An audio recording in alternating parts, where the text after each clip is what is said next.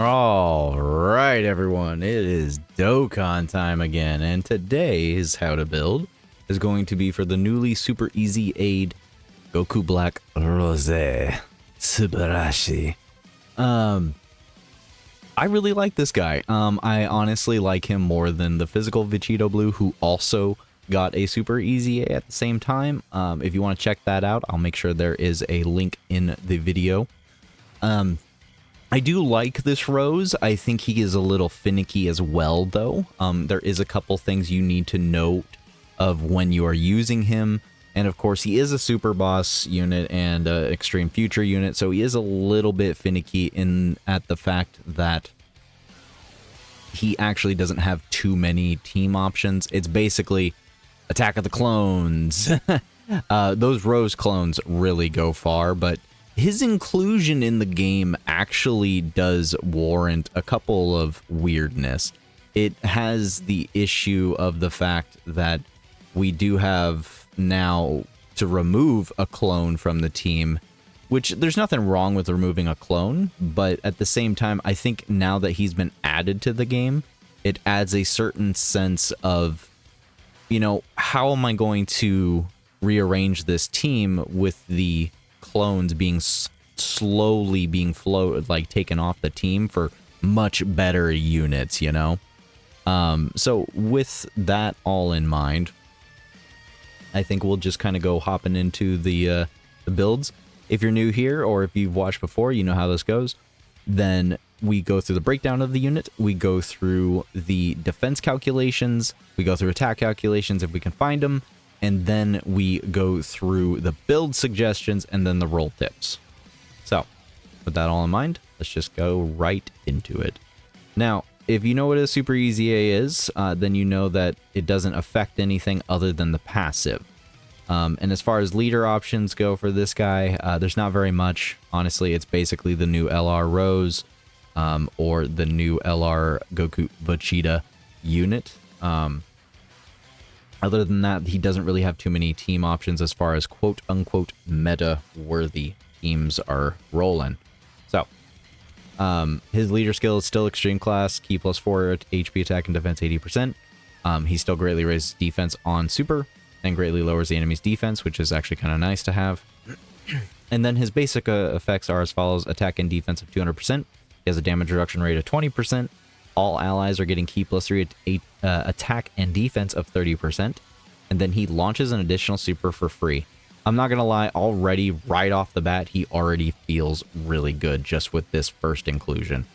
Now, when receiving an attack, you get 200% extra defense, and then an additional defense of 100% when HP is 70% or less. This is actually a pretty key factor here thing in his defense. It actually changes how well he can tank things aggressively, I would say. Now, for every attack received, he gets attack plus 60% up to 300%. That is a big increase. Very, very marginally different amount of damage.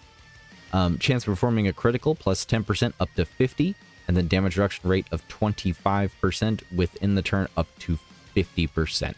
Now, the only unfortunate thing about this right here is the fact that it is it is within the turn, meaning he has to receive 2 hits every single time to get that 50% damage reduction.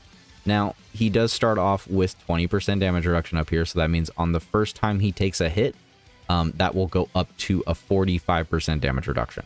And then once you get hit for a second time, you will have that 50, which with that, you got 70% damage reduction. So 2 hits and he's got 70% damage reduction. Pretty good. Now, when all allies attacking in the same turn are extreme class, or when there's another future saga category ally in the turn, he guards superclass allies, chance of performing critical 20%, and then extreme class allies, chance of critical plus 20% for 2 turns. So off-rotational critical support. Now, this is crazy. I absolutely love this. This is great. This is fantastic. I love this! Sorry. Extreme class allies, chance to perform a crit plus 20% is actually really crazy. Even for a super, like, you know, super teams, this is really crazy. This actually offsets the physical Vegito Blue a little bit, if you know what I mean. If you don't know what I mean, please go watch the video and then come back to this and you'll understand what I mean. This actually does help out a lot of units, and I do love it. I do love this a lot.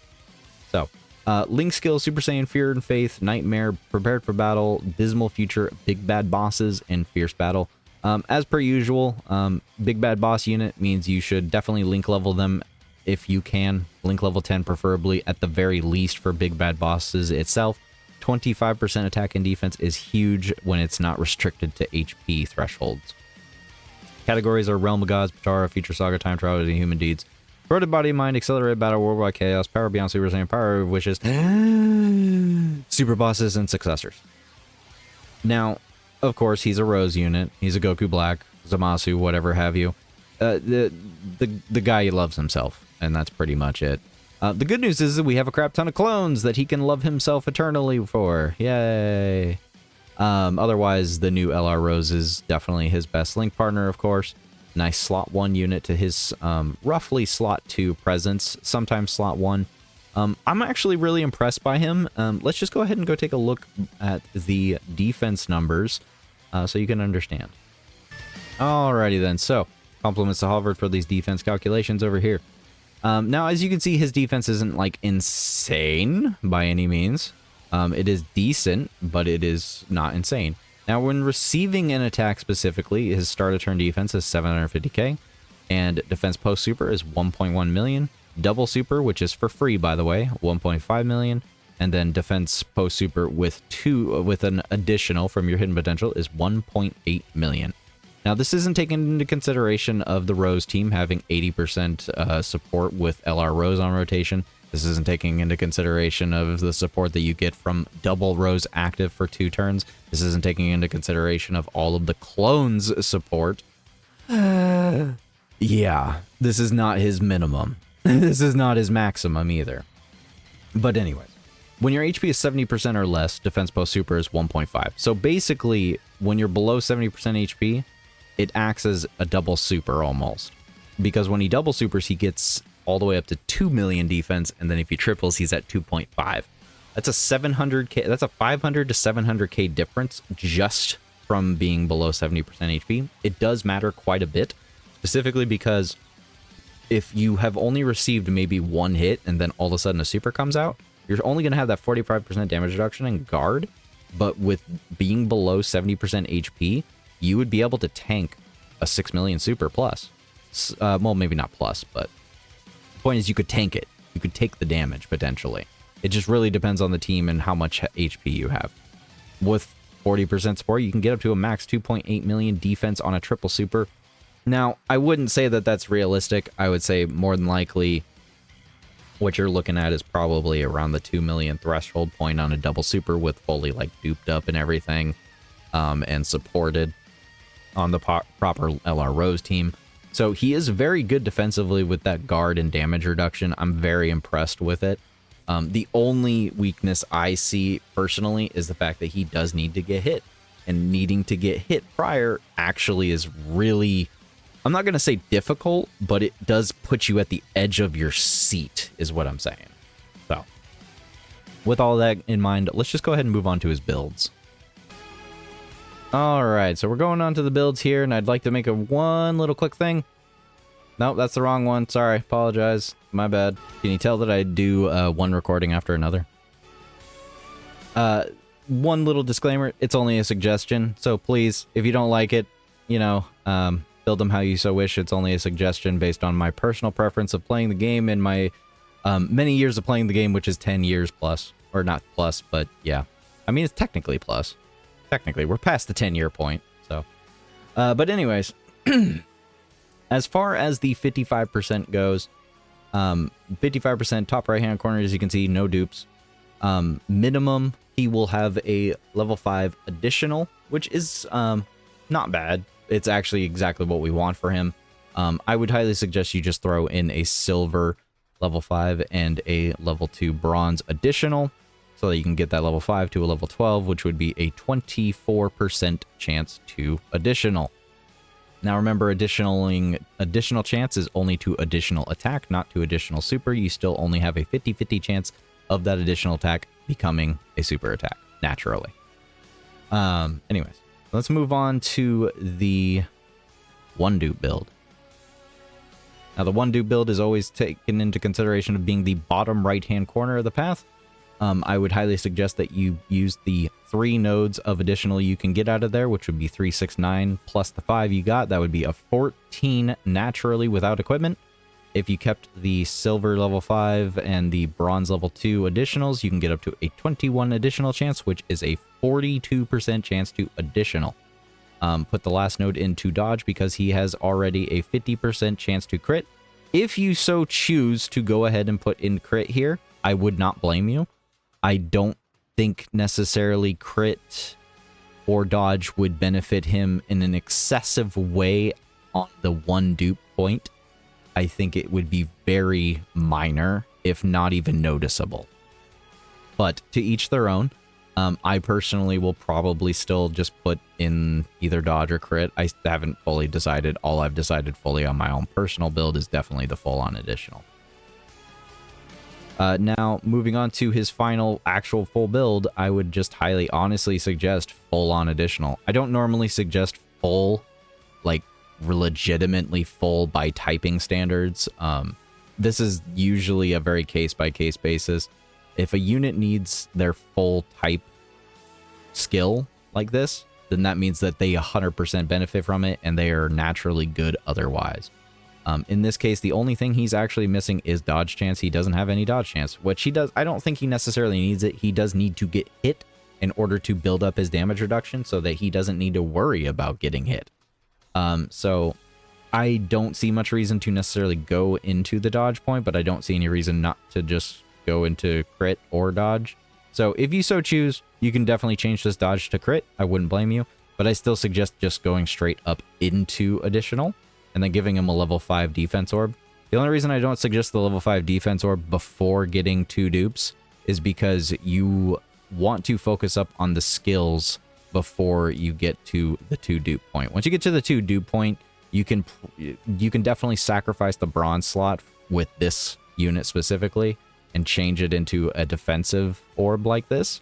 It's level 6, 7 plus. I just put 5 at a minimum because it's the easiest to acquire.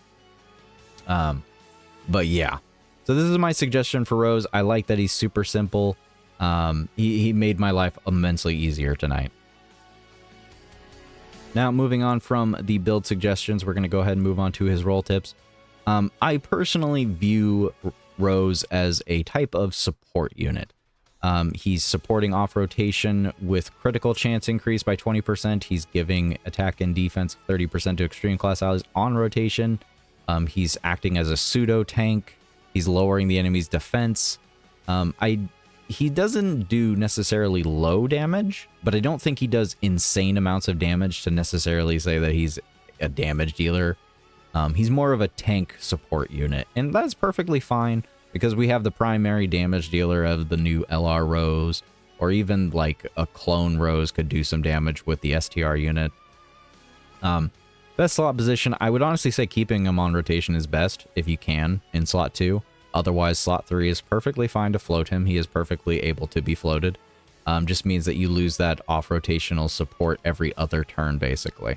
Because he would, if you floated Rose, that critical support that you would get for extreme class allies for 2 turns right here, it would basically be for that turn, the next turn, and then you wouldn't see Rose on that 3rd turn, but then he would return again and he would get this back. So I don't think it's necessarily a bad thing to float him, but I do think that keeping him on rotation would be really nice. So, not to mention the support. But anyways, is that it? That is it. This was super and more, this was a lot more enjoyable of a build. Much smoother than the clones, than the Vegito Blue. Oh my goodness, I needed this relaxing one. Anyways, guys, let me know what you think of this AGL Super Easy A Rose, and I look forward to seeing what types of builds y'all decided to go with in the comments below.